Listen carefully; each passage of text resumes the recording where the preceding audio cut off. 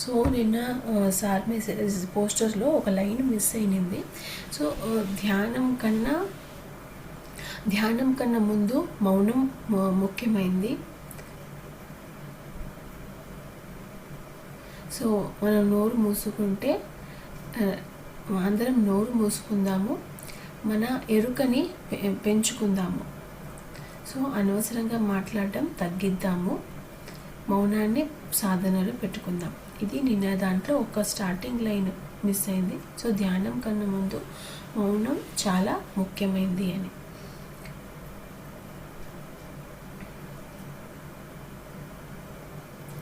So ఇంకొకటి స్టేజెస్లో అందరి పట్ల స్వచ్ఛమైన ప్రేమ.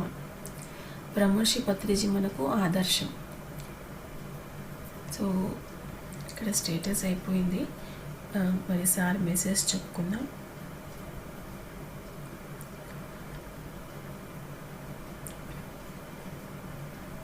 నిన్నటి మెసేజ్ 5వ తేదీది.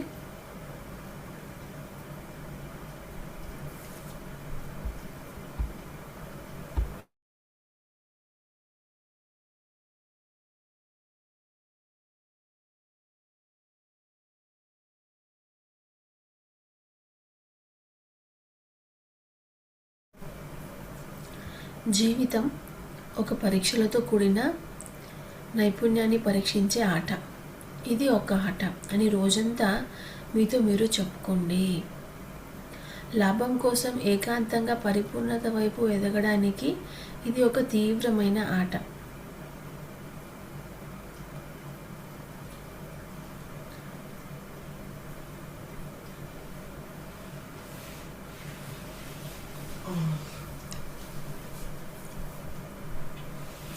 మీరు మరణాంతరం పైలోకాలలో ఉన్నప్పుడు మీ మనసు అలాగే ఉంటుందా? తప్పకుండా అలాగే ఉంటుంది. శరీరంలో ఉన్న ప్రతి ఒక్కరికి భయం ఉంటుంది. జీవిత భయాలతో నిండినది. కానీ మరణించిన వెంటనే భయం పూర్తిగా తొలగిపోతుంది. భయం అనేది కేవలం శరీరం సంబంధమైన అనుభవం. నిజానికి భయపడవలసినది భయమే. ఈ జీవితం ముగిసిన తర్వాత మీరు అవతల వైపుకి తిరిగి వెళ్తారు. అక్కడ భయం అసలు లేదని మీకు స్పష్టంగా తెలుస్తుంది. మీరు నేరుగా దివ్య గ్రంథాలయం హాల్ ఆఫ్ విజ్డమ్కి చేరుకుంటారు. సో హాల్ ఆఫ్ విజ్డమ్ అనేది ఒక హాల్ అన్నమాట పైలోకాల్లో. అక్కడ వెళ్తే ఆకాశిక్ రికార్డ్స్ ఉంటాయి. మన జన్మల చిట్ట అంతా అక్కడ ఉంటుంది. అక్కడ మీ మార్గదర్శకుడితో కలిసి ఒక స్కానింగ్ యంత్రం ఆకాశిక్ రికార్డ్స్ ద్వారా మీ జీవితాన్ని పూర్తిగా సమీక్షిస్తారు. ఈ జన్మలో ఏమేమి చేసుకున్నామనేది పూర్తిగా చూస్తామంట మన గైడ్తో. మీరు భూలోకంలో గడిపిన మీ జీవితాన్ని మీ ఇష్టానుసారంగా, అంటే మీ మార్గదర్శకుడితో లేదా ఒంటరిగా వీక్షించవచ్చు. అక్కడ నిరంతరం అంటే మనం ఒక్కరైనా చూడొచ్చు, లేదా మన గైడ్తో కలిసి మన జీవితం చూడొచ్చు. అక్కడ నిరంతరం పరిశోధన కొనసాగుతూనే ఉంటుంది. వారు సమూహంగా కూర్చుని తమ జీవితంలోని సంఘటనలను పరిశీలిస్తూ ఆ వ్యక్తి ఆధ్యాత్మికతను మరింతగా పెంపొందించడానికి నేను ఇంకేమి ఉత్తమంగా చేయగలిగిన వాడిని అని చర్చించుకుంటారు.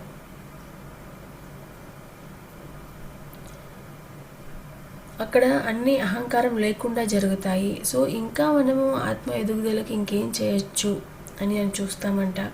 తర్వాత అక్కడ అహంకారము ఉండదు, భయము ఉండదు. పైలోకాల్లో లేకుండా జరుగుతాయి. ఎవరికి తమను తాము సమర్థించుకోవాల్సిన అవసరం ఉండదు. మనం అహంకారం ఉంటేనే కదా సమర్థించుకుంటాం. లేదు నేను ఇలా జరిగింది అందుకే ఇట్లా చేయాల్సి వచ్చింది, అలా జరిగింది ఇట్లా చేశాను, ఇలా మనం చెప్పుకుంటాం. అదే అహంకారం అనేది లేకపోతే మనము అక్కడ సమర్థించుకోము. నిజంగా అవును ఇలా చేసింటే బాగుండు కదా, అలా ఉండింటే బాగుండు కదా అని మనం రియలైజ్ అవుతాం. వారు నిజంగా ఇంకా బాగా ఎలా చేయవచ్చో అన్న దానిపై ఆసక్తి చూపుతారు. ఇవన్నీ పూర్తిగా వ్యక్తిగతమైనవి. మీరు కోరుకోనంత వరకు మరెవరికి తెలియాల్సిన అవసరం లేదు. ఎవరు మీ జీవితం ని ప్రదర్శనకు పెట్టి అపహాస్యం చెయ్యరు. సో పైలోకంలో మన లైఫ్ చూపించి ఎవరు అక్కడ జోకులేమి వెయ్యరు. మీరు నిజానికి మనం కావాలంటే ఒక్కరే చూడొచ్చు, లేదా మన గైడ్తో కలిసి చూడొచ్చు. కానీ అక్కడ ఎవ్వరు మనకి కామెంట్ చేయరు, మనపై జోక్ వేయరు. ఇంకా మెరుగ్గా ఎలా చేసింటే బాగుండు అనేది మాట్లాడతారు. మనం కూడా అక్కడ ఈగోతో ఉండం కాబట్టి ఆ సలహాని అవును కదా అని ఈజీగా యాక్సెప్ట్ చేస్తాం.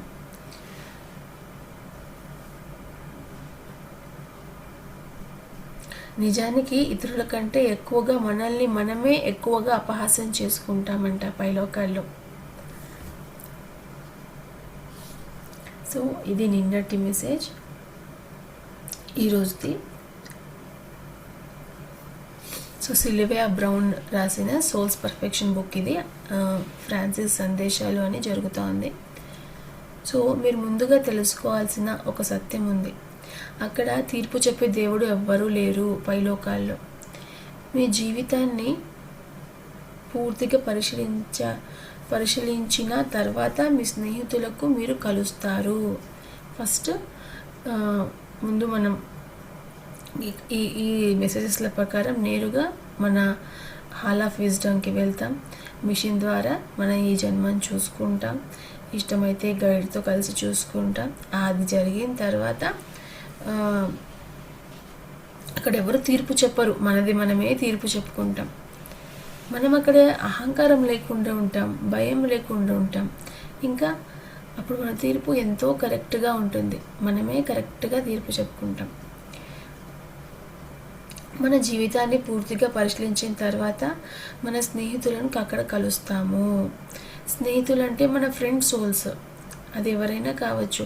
అంటే నాకు తెలిసినంతవరకు స్నేహితులు అంటే కేవలము స్కూల్ ఫ్రెండ్స్, కాలేజ్ ఫ్రెండ్స్ ఒకటే కాదు. సో మన రిలేటివ్స్ అందరూ కూడా ఇక్కడ స్నేహితులే కావచ్చు, మన ఫ్యామిలీ మెంబర్స్ అందరూ కూడా అని అనుకుంటున్నాం. సో మీ స్నేహితులను మీరు కలుస్తారు. కొన్ని సందర్భాలలో ఈ క్రమం మారవచ్చు, కానీ ఆ కలయిక మాత్రం తప్పదు. సో కొన్ని సందర్భాల్లో ముందు ఫ్రెండ్స్ని కలిసి ఆ తర్వాత హాల్ ఆఫ్ విజ్డమ్కి పోవచ్చు. సో సీక్వెన్స్ మారచ్చు, ముందు వెనక అవ్వచ్చు, కానీ ఖచ్చితంగా మాత్రం కలుస్తాం. భూమి యొక్క అంటే మనకన్నా ముందు ఎవరైతే వెళ్ళింటారో పైలోకాలని, వాళ్ళని అక్కడ మనం కలుస్తాము.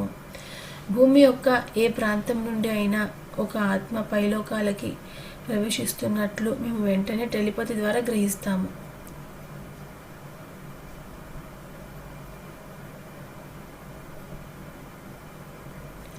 సో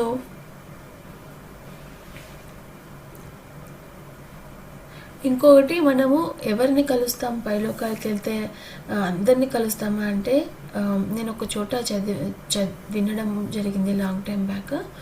సో ఎవరిని కలుస్తాము అంటే మనకు తెలిసిన వాళ్ళనే మనం కలుస్తాము. మన కుటుంబ సభ్యులు కానీ, మన ఫ్రెండ్స్ కానీ, మనకు తెలిసిన వాళ్ళనే మనం కలుస్తాము. వేరే ఆత్మల్ని, వేరే స్ట్రేంజర్స్ని మనం అక్కడ కలవము అని కూడా ఒకసారి చదవడం జరిగింది, ఎక్కడో వినడం జరిగింది. సరే, మళ్ళీ భూమి యొక్క ఏ ప్రాంతం నుండి అయినా ఒక ఆత్మపై పైలోకాలకి ప్రవేశిస్తున్నట్లు వాళ్ళకి టెలిపతి ద్వారా తెలుస్తుందంట అక్కడి మాస్టర్స్కి. ఆత్మ వస్తున్న దానికి సంకేతంగా ఆ సమయంలో ఒక కాంతి మెరుపు కనిపిస్తుంది. ఒక ఆత్మ వస్తుందని ఎలా తెలుస్తుందంటే కాంతి మెరుపు కనిపిస్తుంది. అప్పుడు మన స్వాగతానికి అందరూ సిద్ధంగా ఉంటారు. మన పూర్వీకులు, మన ప్రియమైన వారు, అంతేకాదు మీరు ప్రేమించిన జంతువులు మీకోసం ఎదురు చూస్తూ ఉండవచ్చు. అక్కడ పైలోకాలలో మీ కోరికలు మారవు. మీరు ఏదైతే కావాలని కోరుకుంటే అది అక్కడే సృష్టించగలుగుతారు.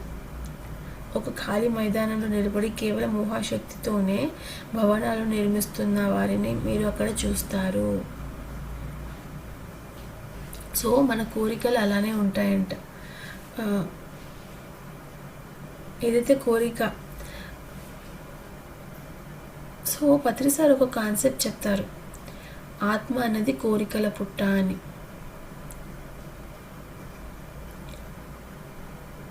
సో మేబీ అది ఇక్కడ నిజం అనిపిస్తుంది. సో పైలోకాలకి వెళ్ళిన కోరికలు అలాగుంటాయి. అహంకారం ఉండదు కానీ కోరికలు ఉంటాయి. సో ఒక వ్యక్తికి నిర్మాణాలు చేయాలనిపిస్తే అక్కడ ఊహాశక్తితో బిల్డింగ్ కడుతూ ఉంటాడంట, అతని ఆలోచన శక్తితో ఊహించుకుంటూ. అక్కడ కూడా కొన్నిసార్లు వాదనలు జరుగుతాయి, స్వల్పంగా కోపావేశాలు కూడా కనిపించవచ్చు అంట. కానీ అవి క్షణాల్లోనే కరిగిపోతాయి. ఎందుకంటే అక్కడ మనసులో పెట్టుకునే పగలు ఏవి ఉండవు. ఇతర లోకంలో ఎవరు ఎవరికి హాని చేయాలనుకోరు. సో బాగున్నాయి సార్ మెసేజెస్.